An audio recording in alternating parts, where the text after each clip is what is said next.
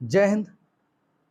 चलिए dear student, आज के इस वीडियो लेक्चर में हम क्लास 10th के साइंस के केमिस्ट्री पोर्शन के पहले यूनिट के बारे में बात करते हैं, जो कि आपका यूनिट है केमिकल रिएक्शन एंड इक्वेशंस। क्या है यूनिट का नाम? एक बार फिर से रिपीट करते हैं, केमिकल रिएक्शंस एंड इक्वेशन। देखिए, यहाँ पे इस चैप्टर को समझने से पहले हम ये समझ लेते हैं कि यहाँ जो ये अलग अलग टर्म दिए गए हैं इसका मतलब क्या है। तो इसीलिए हमने पहले ही इसको क्या कर दिया है, सर्कल बना दिया है। देखिए, यहाँ पे सबसे पहले हम देखते हैं कि ये जो एंड है इसका मतलब क्या है। तो एंड जिसका हिंदी सेंस होता है और, इसका मतलब होता है कि कोई भी वस्तु है, कोई भी ऑब्जेक्ट है, वह एक से अधिक है। जैसे कह दिया जाए कि मैंगो है लेकिन 1+1 है, मीन्स ये 2 है लेकिन हम डायरेक्टली ना कहते 1+1 है।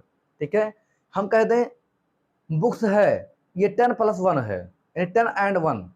ठीक है, मीन्स किसी भी नंबर को या किसी भी टर्म्स को एडिशनल फॉर्म में रिप्रेजेंट करता है कौन? एंड। बाकी यहाँ पे जो वर्ड लिखे गए हैं जैसे केमिकल रिएक्शंस इक्वेशंस, ये क्या है? ये साइंस के टर्म हैं। तो सबसे पहले तो हमको इसी को ही समझना पड़ेगा कि आखिर ये है क्या। देखिए, तो इसमें क्या करेंगे हम, फर्स्ट ऑफ ऑल इस चैप्टर के बारे में हम समझेंगे कि चैप्टर क्या कहता है, क्या इंडिकेशन है इसके। इसके बाद इसके टॉपिक के बारे में स्टडी करेंगे। चूंकि हमारा ये जो चैप्टर है ये केमिस्ट्री से रिलेटेड है, तो सबसे पहले हम बात कर लेते हैं केमिस्ट्री क्या होती है। तो हमारा पहला ये क्वेश्चन है आपसे कि what is chemistry. What is chemistry? ठीक है, केमिस्ट्री क्या है? केमिस्ट्री क्या है? आप साइंस के बारे में तो पढ़े होंगे, लेकिन केमिस्ट्री क्या है?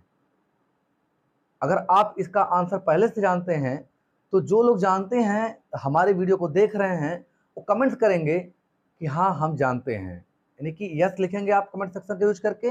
और नहीं जानते हैं तो फिर बात ही अलग है, अभी जान जाएंगे आप। तो चलिए, फर्स्ट ऑफ ऑल तो हम ये समझते हैं कि केमिस्ट्री क्या है। देखिए, अगर केमिस्ट्री की बात की जाए तो ये क्या है? यह साइंस का ही एक ब्रांच है। क्या है? साइंस का ही एक ब्रांच है।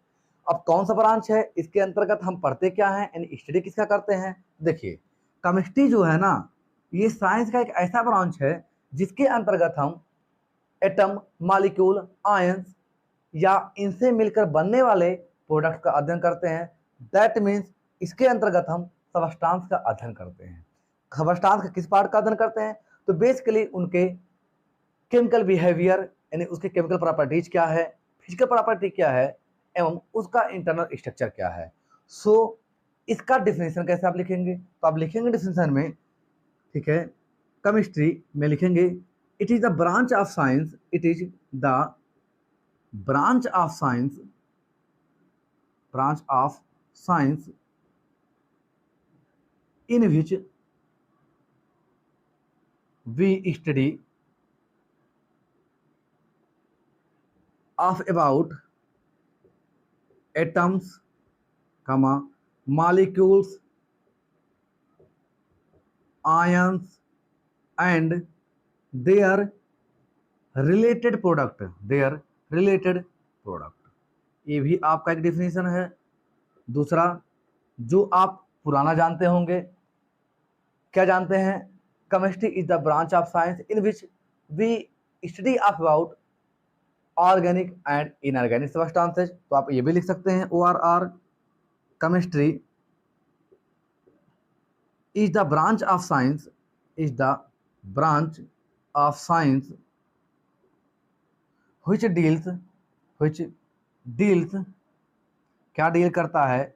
Organic and inorganic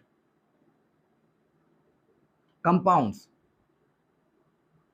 compounds. ORR आप इसे सबस्टांस भी कह सकते हैं समटाइम्स। क्या लिख सकते हैं? सबस्टांसेज। ठीक है, केमिस्ट्री क्या है? इसी का एक पार्ट है। फिर और भी इसको हम डिफाइन कर सकते हैं। वो कैसे? Chemistry is the branch of science in which we study about chemicals. अगला क्या है? Chemistry is the branch of science, is the branch of science, branch of science in which we study of about chemicals, किसके बारे में, chemicals के बारे में, ठीक है, ORR मैटर के बारे में। सो यहाँ पे कई सारे डेफिनेशन हैं, ठीक है। आई होप आप ये चीज समझ गए होंगे। यानी केमिस्ट्री क्या है, साइंस एक ऐसा ब्रांच है जिसके अंतर्गत एटम, मॉलिक्यूल एंड इनके रिअरेंजमेंट से या आयन से, इनके रिअरेंजमेंट से हम बनने वाले प्रोडक्ट का अध्ययन करते हैं। यानी उनका इंटरनल स्ट्रक्चर क्या होगा, उनका केमिकल रिएक्शन क्या होगा, इन सब के बारे में अध्ययन करते हैं। सो आप इसे नोट कर लें क्योंकि ये आपका एक बहुत ही बेस्ट डिफिनेशन है। इसके बाद अब हम बात करते हैं जो चैप्टर लिखा गया है, इस चैप्टर के जो छोटे छोटे टर्म्स हैं इनके बारे में। तो इसे आप नोट कर लें, इसे हम इरेज करने वाले हैं, नोट कर लीजिए। चलिए अब हम इसके नेक्स्ट टॉपिक का अध्ययन करते हैं। आपका टॉपिक क्या है, केमिकल्स, केमिकल्स, ठीक है। आखिर क्या है केमिकल, आप सुनते आए होंगे बहुत, केमिकल्स हमारे लिए नुकसानदायक हैं, केमिकल से हमारे हेल्थ को नुकसान पहुंचता है, ये सब बातें आप बहुत सुने होंगे। आप ये भी सुने होंगे कि आजकल जो फूड आइटम्स आ रहे हैं इनमें केमिकल यूज किए जा रहे हैं। आखिर केमिकल है क्या, क्या आप जानते हैं? अगर आप जानते हैं तो कमेंट सेक्शन में आप यस का कमेंट कीजिए कि हाँ आप जानते हैं, और अगर नहीं जानते हैं तो आप वीडियो देखने के बाद जरूर कमेंट कीजिएगा कि यस सर हमने आपसे कुछ सीखा। देखिए जो केमिकल्स होता है ना, ये जैसे मैटर होता है ठीक उसी की तरह से प्रॉपर्टी रखता है। अब आप सोचोगे मैटर क्या होता है, क्लास 9th में आपने मैटर पढ़ा है, मैटर क्या होता है? देखिए मैटर जो होता है आप उसे मैटर बोलते हो जिसके पास कुछ मास होता है एवं जो कुछ स्पेस ऑक्युपाई करता है। दैट मीन्स जो मैटर होता है, मैटर ये क्या करता है, स्पेस को ऑक्युपाई करता है एंड इसके पास क्या होता है, कुछ मास होता है। तो आप कहते हो anything which have some mass and occupy some space called matter, called matter। जैसे वुड मैटर है, प्लास्टिक मैटर है, हम ह्यूमन बींग्स मैटर हैं क्योंकि हम लोग का क्या है, मास है और हम लोग स्पेस भी ऑक्युपाई कर रहे हैं। वाटर मैटर है, अर्थ मैटर है। दैट मीन्स यूनिवर्स में जो भी चीजें एग्जिस्ट करती हैं जिसके पास मास होता है और स्पेस ऑक्युपाई करती हैं वो मैटर है। आपने मैटर समझ लिया, तो बताइए केमिकल्स क्या है, क्या सभी मैटर केमिकल्स हैं या कुछ स्पेशल हैं जो केमिकल हैं? तो चलिए इसके बारे में समझते हैं। देखिए जिस प्रकार से किसी भी के लिए अगर वो मैटर होता है तो दो कंडीशन होते हैं, ठीक इसी प्रकार से अगर कोई भी सबस्टांस यानी कोई भी वस्तु, कोई भी ऑब्जेक्ट अगर केमिकल है तो इसके भी कुछ कंडीशंस होते हैं। देखिए कंडीशन क्या है, इसका जो पहला कंडीशन है वो ये है कि इसका डिफाइंड ऑब्लिक फिक्स, ठीक है, फिक्स्ड कंपोजिशन होना चाहिए। क्या होना चाहिए, कंपोजिशन। अब सोच रहे होंगे आप सर किसका कंपोजिशन, ये तो शायद आप पहली बार सुन रहे हैं, बताते हैं अभी आपको, थोड़ा सा वेट करिए। दूसरा क्या होना चाहिए प्रॉपर्टी, अगर इसकी डिफिशियंसी होती है, डिफिशियंसी होती है, ठीक है, और यह मान लीजिए एक्सेस में होता है, किसमें, एक्सेस में, तो ये क्या होगा, हार्मफुल होगा, हार्मफुल किसके लिए, फॉर लिविंग थिंग्स के लिए, ठीक है, किसके लिए, हम आपके लिए, यानी कि जो एनिमल्स होते हैं या लिविंग थिंग्स हैं इनके लिए नुकसानदायक होता है, नॉन लिविंग थिंग्स के लिए भी नुकसानदायक होता है, लेकिन इसको आपको समझना पड़ेगा।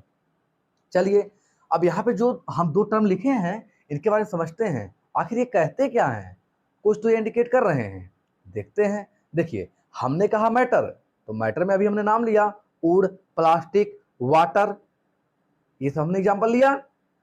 तो वैसे ही हम और भी एग्जाम्पल लेते हैं, जैसे साल्ट हो गया, साल्ट क्या है, कॉमन साल्ट की हम बात कर रहे हैं NaCl, ठीक है, वाटर दैट में H2O। सो हम अगर देखें तो जैसे वुड है, ठीक है, वुड है लकड़ी जिसको आप बोलते हैं, प्लास्टिक है, ठीक है, प्लास्टिक है, ठीक, कॉमन साल्ट है, क्या है, कॉमन साल्ट है। फिर ऐसे ही देखिए वाटर है, क्या है, वाटर है। ऐसे ही देखिए कैल्शियम हाइड्रोक्साइड है, क्या है, कैल्शियम हाइड्रोक्साइड, हाइड्रोक्साइड। ऐसे ही देखें हमारे एलिमेंट्स हैं, क्या हैं? एलिमेंट्स हैं। ये कुछ मैटर के यहाँ एग्जाम्पल लिखे गए हैं। अब हमको ये समझना है कि क्या ये जितने भी मैटर के एग्जाम्पल्स हैं, क्या सभी ये हमारे केमिकल्स हैं या नहीं। या एक हम एग्जाम्पल और ले लेते हैं मिक्सचर का। वो किसका मिक्सचर है? मान लीजिए हम कहते हैं शुगर का और वाटर का मिक्सचर है, यानी कि वाटर में शुगर को ऐड किया गया है। चलिए समझते हैं। देखिए हमने एक कहा क्या यहाँ पे कि केमिकल्स वो होते हैं जिनका डिफाइंड या फिक्स्ड कंपोजिशन होता है एंड उसकी डिफिशियंसी या एक्सेस से क्या होता है हमारे लिए नुकसानदायक है। वो दैट मीन्स इसकी कमी या अधिकता हमारे लिए क्या है? नुकसानदायक है। इनका मीनिंग क्या है इसको और समझिए। जैसे जो साल्ट है, नमक, साल्ट है नमक, अगर ये हमारी बॉडी में कम हो जाए तो होता क्या है? तुरंत बीपी की प्रॉब्लम आपको हो जाएगी। साल्ट कमी होगा तो बीपी क्या हो जाएगा? लो। क्या हो जाएगा? लो। हमारा सेहत डिस्टर्ब हो जाएगा। फिर यही साल्ट अगर हमारी बॉडी में क्या है? एक्सेस में है, यानी बढ़ गया, तो क्या हो जाएगा? BP high. क्या हो जाएगा? हाई। दैट मीन्स ये जो साल्ट है अगर ये घट जा रहा है, डिक्रीज कर जा रहा है, तो बीपी लो की प्रॉब्लम हो रही है। और अगर ये बढ़ जा रहा है तो बीपी हाई की प्रॉब्लम हो रही है। ये देखिए यहाँ पे जो दूसरा कंडीशन है, सेकंड वाला, इसको फुलफिल कर रहा है। हमारी बॉडी में अगर ये एक्सेस में हो रहा है, बढ़ रहा है, तो बीपी हाई, यहाँ बीपी हाई, ये वाला कॉन्सेप्ट। और घट रहा है तो लो। इसका मतलब नुकसानदायक है हमारी बॉडी के लिए। कब? जब बढ़ेगा या घटेगा। दूसरा, जो हम बात करें फिक्स कंपोजिशन की, फिक्स कंपोजिशन की, वो ये है कि साल्ट का फार्मूला क्या लिखा है? NaCl। रेशियो क्या है? 1:1, 1:1। तब तो आप कहेंगे सर आपने जो कंडीशन कहा था वो तो फुलफिल हो गया। यस, वो फुलफिल हो गया। दैट मीन्स ये केमिकल है। ये क्या है? केमिकल है। अर्थात जो भी सबस्टांस, ठीक है, यानी जो भी मैटर जिसका फिक्स कंपोजिशन होगा एंड जिसकी डिफिशियंसी या एक्सेस हमारे लिए क्या होगा? नुकसानदायक होगा, वो केमिकल होगा। चलिए हम एक एग्जांपल और समझते हैं। अच्छा, ये जो वाटर होता है ना, वाटर, ये क्या है? क्या यह केमिकल है? क्या यह केमिकल है? चलिए हम दोनों कंडीशन को चेक करते हैं। कंडीशन क्या है कि इसका जो रेशियो होता है ना वो फिक्स होना चाहिए। तो देखिए जरा, यहाँ जो रेशियो है, हाइड्रोजन 2 है और ऑक्सीजन 1 है। दैट मीन्स जो कंपोजिशन है वो क्या है? 2:1 है। फिक्स है कि नहीं है? फिक्स है कि नहीं है? है, डिफाइंड है। सो कंपोजिशन क्या है इसका? फिक्स है। चलिए जब कंपोजिशन फिक्स हो गया तो एक कंडीशन को फॉलो कर दिया। दूसरा कंडीशन क्या है? यह अगर एक्सेस में होता है तो हमारे लिए नुकसानदायक होगा, और अगर इसकी डिफिशियंसी होती है तो भी नुकसानदायक होगा। चलिए ये समझते हैं हम लोग तो कहते हैं जल ही जीवन है। क्या कहते हैं? जल ही जीवन है। लेकिन जल ही क्या है? कहीं ना कहीं नुकसानदायक भी है हमारे लिए। कैसे? जैसे अभी मान लीजिए गर्मी का सीजन है। गर्मी में क्या होता है, जब हम लोग धूप में बहुत ज़्यादा रह लेते हैं, जैसे जो लोग कभी धूप में नहीं रहे हैं, अगर उन्हें धूप में खड़ा कर दिया जाए 2, 4, 10 मिनट, 10 मिनट में तो नहीं कुछ होगा, लेकिन अगर 1, 2 घंटे वो धूप में रह जाते हैं तो उनको लू लग जाता है। या जो धूप में रहते भी हैं और अत्यधिक मई की गर्मी पड़े या जो भी अप्रैल चल रहा है इसका लास्ट का जो गर्मी पड़े, वो सहने योग्य नहीं रहता, उसे आप सह नहीं सकते हैं। इतना ज़्यादा इंटेंसिटी होती है लाइट की, इतना ज़्यादा हीट होता है, गर्मी होती है कि उसे सहा नहीं जाता है। तो होता क्या है, हमारे एटमॉस्फेयर में वाटर की कमी पड़ जाती है, यानी पूरा मौसम रूखा रूखा सा लगता है। सो होता क्या है, हमारी बॉडी से जो भी नमी रहती है वो क्या होती है, वो इन्वायरमेंट में चली जाती है, जिसका नाम हम लोग कहते हैं, याद रखिएगा, आपको नाम याद भी होगा, डिहाइड्रेशन। क्या कहते हैं? डिहाइड्रेशन। जब हम लोग डॉक्टर के यहाँ जाते हैं, कहते हैं कि हमको जो है धूप लग गया है, कुछ आप बताइए, तो कहता है ग्लूकोन डी पी लो पहले पहले। तो सबसे पहले आप ग्लूकोन डी पीते हो, जिससे क्या होता है, तुरंत इंस्टेंटली वाटर या एनर्जी, ठीक है, ग्लूकोज प्लस एनर्जी आपको वाटर के फॉर्म दोनों मिल जाते हैं, ठीक है। या कहते ग्लूकोज चढ़वा लो, दोनों होता है। या खूब आप नींबू पानी पीते हैं। अब होता क्या है, हमारी बॉडी से वाटर निकल जाता है, तो वाटर जब बारिश निकल गया तो लगा क्या, लू। और लू मीन्स क्या, हमारी बॉडी के लिए नुकसानदायक है, ठीक है। हमारी बॉडी उसे अडॉप्ट नहीं कर पाती है कुछ समय के लिए, मीन्स सह नहीं पाती है। दूसरा देखिए, ठंडी का मौसम रहता है, ठंडी में अगर आप ऐसे ही बिना जो स्वेटर वगैरह पहने निकल गए या कहीं गलती से ठंडी में कोई छत पर यानी कि रूफ पर स्लिप कर गया, तब क्या होता है? सुबह सुबह पता चलेगा उसको जुकाम हो गया है। आप कहेंगे गर्मी में जुकाम होता है, गर्मी का जुकाम अलग होता है, ठंडी का अलग होता है। ठंडी में आप कहते हैं सर्दी हो गया है, देन आफ्टर जुकाम हुआ है। मीन्स आपको ठंडी का अनुभव लगता है, नहीं आपको ठंडक लगती है। कब? ठंडक में। कब, कैसे ठंडक लगती है? आप कहेंगे सर ठंडी तो वैसे भी लगती है। नहीं, हम बात कर रहे हैं उसकी कि जब आप बिना स्वेटर के या वैसे ही कहीं सो जाते हैं ठंडी के दिनों में, तो बाहर से इन्वायरमेंट से जो वाटर ड्रॉपलेट्स हैं ये हमारी बॉडी में इंटेक कर जाते हैं। उसे क्या कहते हैं? उसे कहते हैं हाइड्रेशन। क्या कहते हैं? हाइड्रेशन। हाइड्रेशन मीन्स अगर हमारी बॉडी में वाटर एक्सेस में हो गया है, ठीक है, एटमॉस्फेयर से, तो हाइड्रेशन हो गया है। बॉडी से अगर हमारे वाटर निकल गया है तो डिहाइड्रेशन हो गया है। और दोनों ही कंडीशन में ये क्या है हमारे लिए? हार्मफुल है। मीन्स इसका डिफाइंड क्या है? कंपोजिशन है या फिक्स कंपोजिशन है, यानी इंटरनल स्ट्रक्चर, रेशियो एलिमेंट्स का फिक्स है। और दूसरा ये हमारे लिए हार्मफुल है, मीन्स ये केमिकल है। इसी प्रकार और एग्जांपल देखिए। सो चलिए हम अगला एग्जांपल देख लेते हैं। जैसे यहाँ लिखा गया है कैल्शियम हाइड्रोक्साइड। देखिए इसका फार्मूला क्या होता है? CaOH का होल ट्वाइस। मीन्स इसका कंपोजिशन क्या है? फिक्स है। कितना है? 1 आपका 2 है, यानी कैल्शियम 1 है आपका और OH कितना है? 2 है। ये हमारे लिए नुकसानदायक भी होता है और फायदेमंद भी होता है। इसका मतलब ये कह सकते हैं आप कि जो भी कंपाउंड्स होते हैं ये क्या होते हैं? केमिकल्स होते हैं। ये हमारे लिए अगर अधिक मात्रा में हो जाए तो नुकसानदायक भी होते हैं, और अगर रेगुलर वे में है यानी कि इनका एक लिमिटेड हम लोग यूज कर रहे हैं तो फायदेमंद भी है। एल्कोहल देख लीजिए। एल्कोहल भोजन को डाइजेस्ट करने में सहायक होता है, लेकिन अगर इसी का आप रेगुलर यूज करें और एक्सेस अमाउंट में यूज करें तो हमारे लिए नुकसानदायक भी होता है। तो जितने भी कंपाउंड्स होते हैं जिनका फिक्स रेशियो है एवं जिसकी डिफिशियंसी या एक्सेस हमारे लिए हार्मफुल है, वो क्या है? वो क्या है? वो है आपका केमिकल्स।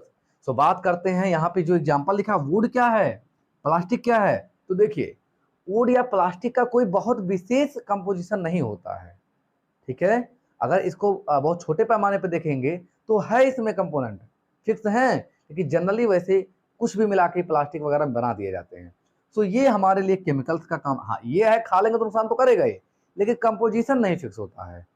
जो वुड है, लकड़ी है, इसमें कंपोजिशन नहीं फिक्स होता, लेकिन जिससे मिलकर ये बना है उसमें केमिकल्स हैं, उसमें केमिकल्स हैं। जैसे यहाँ लिखा गया है, फिर दूसरा एग्जांपल, शुगर और वाटर का सोल्यूशन, इसमें कंपोजिशन फिक्स नहीं है, लेकिन ये शुगर और वाटर केमिकल्स हैं, ठीक है। मीन्स ये है कि जो हमारे इम्प्योर सब्सटेंस होते हैं, ठीक है, वो केमिकल से मिलकर बनते हैं, और लेकिन वो ओवरऑल हम केमिकल नहीं कह सकते। हमारे लिए नुकसानदायक होता है लेकिन उसका कंपोजिशन फिक्स नहीं होता है। सो जिस किसी का भी कंपोजिशन फिक्स होगा एवं वह हमारे लिए नुकसानदायक होगा एक्सेस अमाउंट में या कम अमाउंट में, अगर है यानी उसकी कमी है, अधिकता है, तो हमारे लिए नुकसान है होगा, ठीक है, वो केमिकल है। आई होप आपको केमिकल समझ में आ गया होगा। सो चलिए, अगर अब आपको चीज़ समझ में आ गई होंगी या आपका कोई क्वेरी है तो आप कमेंट सेक्शन का यूज करके आप कमेंट कर सकते हैं। इसके बाद का जो वीडियो आएगा उस वीडियो में आपको उसका आंसर मिल जाएगा। चलिए इसे इरेज करते हैं और बाकी को समझते हैं। देखिए चूंकि वीडियो आपका थोड़ा सा लंबा हो रहा है, इसलिए हम जो है बाकी के जो टर्म्स हैं उनको समझते हैं नेक्स्ट वीडियो लेक्चर में। तब तक के लिए धन्यवाद। जय हिंद।